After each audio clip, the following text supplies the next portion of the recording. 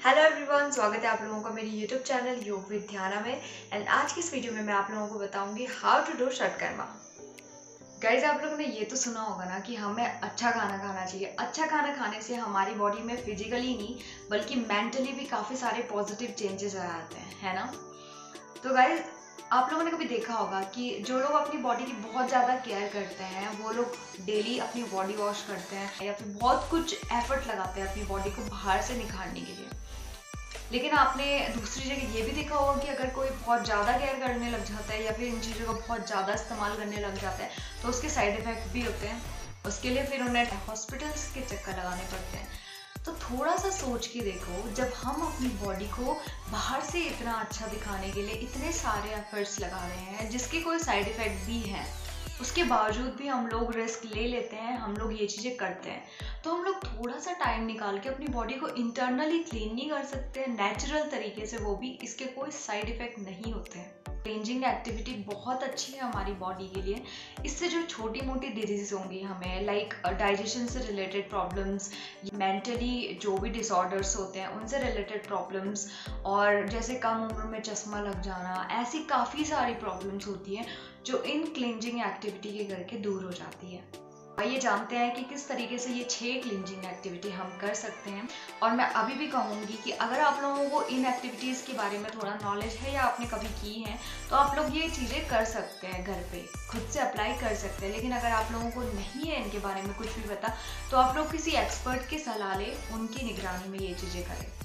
इन 6 क्रियाओं के नाम है धौती, वस्ती, नैति, नौली, त्राटक और कपालभाति। तो जो इसमें सबसे पहली एक्टिविटी आती है वो आती है धौती क्रिया। धौती क्रिया से क्या होता है कि हमारे आमाशय की सफाई हो जाती है, हमारे अन्न नलिका जिसे हम फूड पाइप कहते हैं उसकी सफाई हो जाती है, और हमें डाइजेशन से रिलेटेड कोई भी प्रॉब्लम लाइक गैस्ट्रिक प्रॉब्लम या फिर हमें कब्ज बनती है वो प्रॉब्लम रिलीज हो जाती है, या फिर हमारे पेट में गर्मी हो जाती है जिससे हमारे मुंह में छाले उठने लग जाते हैं, वो सारी प्रॉब्लम से हमें छुटकारा मिल जाता है। इसे हम पानी से भी कर सकते हैं जिसे हम कुंजल क्रिया कहते हैं। और हम एक सूती वस्त्र, ये ऐसे टाइप का सूती वस्त्र ले सकते हैं, उससे भी कर सकते हैं। और या फिर हमें मार्केट में मिलेगा एक पाइप टाइप का जिसे हम योग में दंड कहते हैं, इससे भी कर सकते हैं।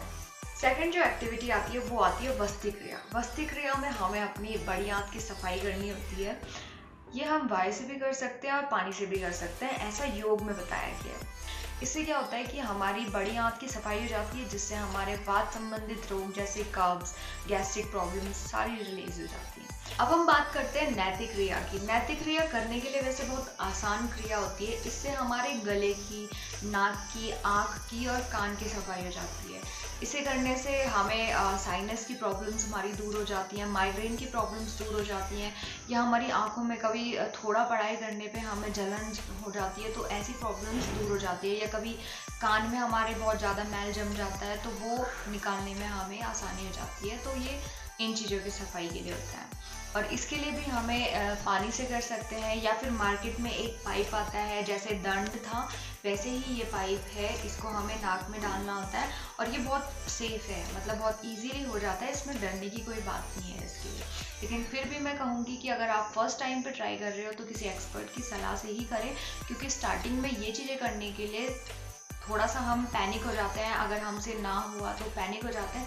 तो इसलिए बहुत ज़रूरी है कि किसी एक्सपर्ट की सलाह पर ही ये चीज़ें करें। चौथी क्रिया जो आती है वो आती है नौली क्रिया। नौली क्रिया से क्या होता है कि हमारे जो इंटरनल ऑर्गन्स होते हैं हमें उनको मसाज देना होता है, जिसके कारण से काफ़ी सारी डिजीज़ होती है। जैसे हमें किसी को बहुत ज़्यादा भूख लग जाती है या फिर किसी को बहुत कम भूख लगती है, ऐसी छोटी मोटी प्रॉब्लम्स दूर हो जाती हैं। जैसे किसी के पेट में कीड़े हो जाना या फिर गैस्ट्रिक प्रॉब्लम्स दूर हो जाती है।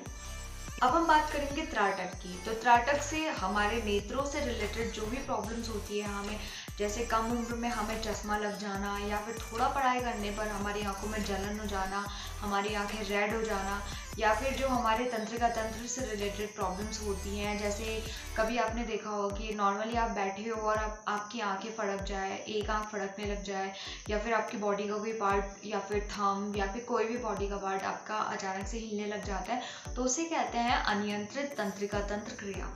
तो इससे ये प्रॉब्लम्स भी आपकी दूर हो जाती हैं। जिनको निकट दृष्टि दोष या दूर दृष्टि दोष या फिर मायोपिया, आँख से रिलेटेड कोई भी प्रॉब्लम्स है, वो त्राटक की सही अभ्यास से वो चीज़ें भी दूर हो जाती हैं।